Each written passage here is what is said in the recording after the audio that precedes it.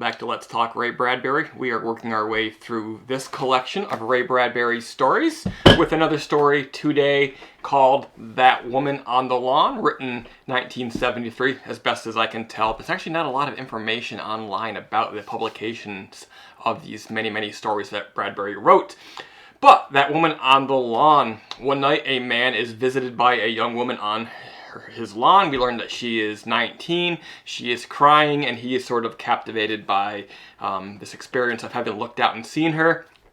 She visits several times, always vanishing, leaving footprints in the grass before he can manage to communicate with her.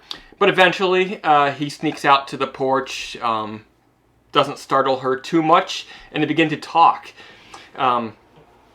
And having seen her closer, he is reminded of a photograph that he finds in a box of photos in his closet.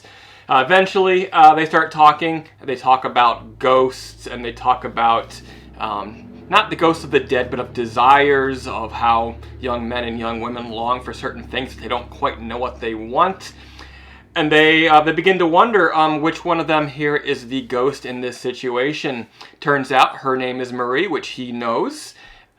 Which she is unsure how he knows. And his name is Will. Will is Marie's son, who is yet to be born and will be born soon, 3 years from now. So, hauntingly beautiful story, I must say. I love this concept of its two souls sort of in waiting for their past and for their present and for their future. It reminds me a little bit of Field of Dreams, which was, of course, a ghost, but it's sort of the same concept, sort of in reverse.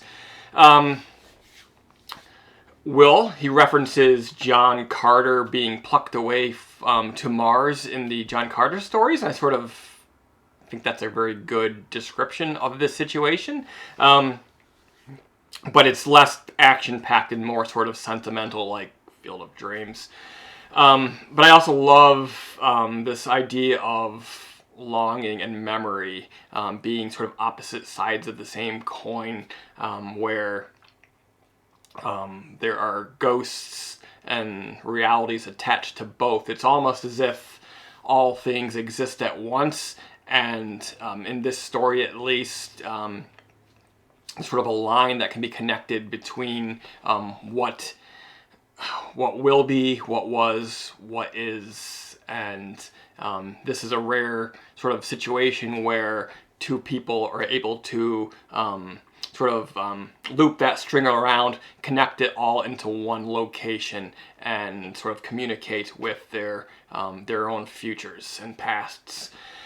All that said, despite being a hauntingly beautiful story with an incredible concept, I think it is a little bit better of a concept than it actually is in the execution.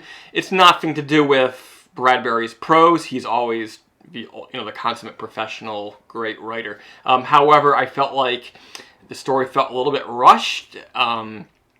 Sort of the concept gets dropped on us pretty quickly, whereas I think if it had been a longer story with a little bit more time to let it breathe and let the connections to reveal themselves, it would feel a little bit less forced and ultimately a little bit more fulfilling. But that's my opinion. Who am I to argue with the master, Ray Bradbury?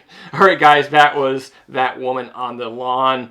We are about, let's say, 15 or so stories into this journey, so there's another 85 or so left. I hope that you will subscribe and join me, and also pick up any collection of Ray Bradbury stories. There are so many of them.